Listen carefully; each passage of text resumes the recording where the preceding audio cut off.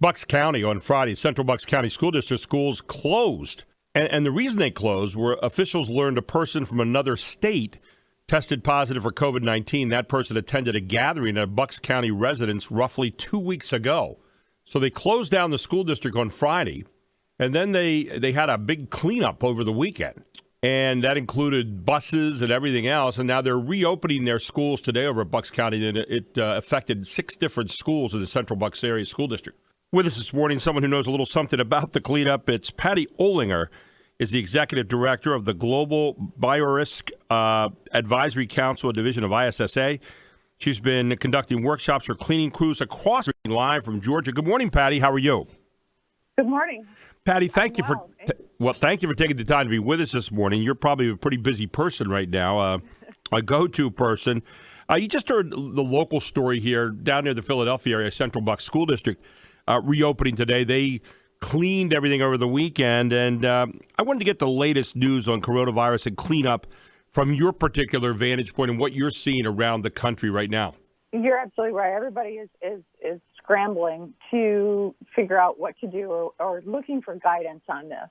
And we've been providing a lot of information. We're holding training sessions, looking at, what we need to be doing to get ahead of this.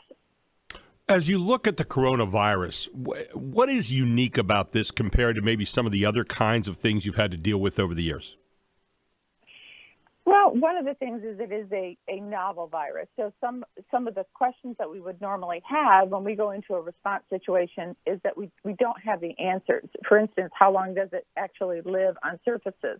What we are looking at is what we do know. And so you look at some, families of viruses. So you look at the coronavirus family and, more specifically, we go back to 2003 and SARS and then more recently in MERS.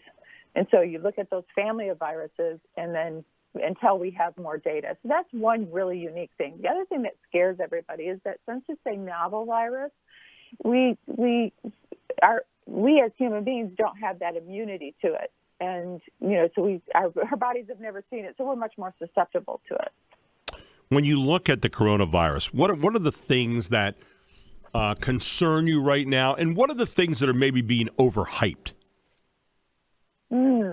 That's a really good question.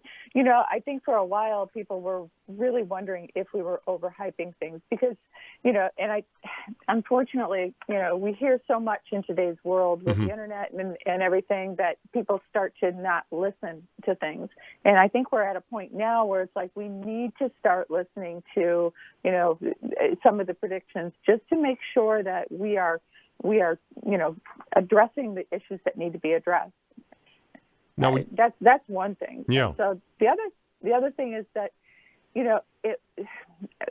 it's something that's been frustrating for us with GBAC and ISSA is that, from my standpoint, when I'm looking at some of the global health preparedness, what we hear, which is all important, is healthcare preparedness, which that's a concern, as well as vaccines and medical intervention. And those are all really extremely important. But what we don't hear sometimes is that frontline response and what's the training for those folks. And that's where GBAC actually was initially put together a few years ago and then joined ISSA last year. And this is the Global Biorisk Advisory Council. And you've been conducting workshops for cleaning crews across the country. What have you been telling them? What kind of things are you making them aware of now that maybe they wouldn't be aware of otherwise? So we have a protocol that we follow, and it doesn't matter if it's we always at least step through mentally that protocol, and so that we do that risk assessment in the very beginning. We have different steps that we'll look at depending upon the situation. In this situation, we make sure that they understand the different aspects of disinfection and why they're looking at touch points or do they need to do walls or floors or horizontal and vertical surfaces, how to use the equipment. What usually happens is that folks go out, they buy great disinfectants, they buy great, some of these pieces of equipment are extremely expensive. and they just sit because people aren't trained in how to actually use them. And so you have those three components. Think about a stool that has three legs. Mm-hmm. You have great equipment. You have guys who aren't trained in how to use those properly. They put themselves at risk, and they put everybody else at risk as well. These schools in Bucks County I was talking about in the story leading into your introduction said that all 23 schools in the district, as well as the school buses, have been cleaned and sanitized over the weekend. Based on the most recent information available and in consultation with the Bucks County Department of Health, all Central Bucks School District schools will open and operate on a regular schedule today. And the school district says they will continue to employ an elevated cleaning protocol in all buildings and buses. Is there any code speak there that we ought to know about that you can kind of read into that at all? Yeah. So what we're finding is, everybody calls this magical deep clean, and I don't mean to play that down, is that they talk about the deep clean. Mm-hmm. But when we go and we ask people, can you define that for me? What is a deep clean? Most people will tell you, well, we clean a little bit more. We clean a little bit more diligently, more often. We pay a little closer attention. What we define it as GBAC forensic cleaning, and that is the removal of biological contaminants to prepare surfaces for professional disinfection.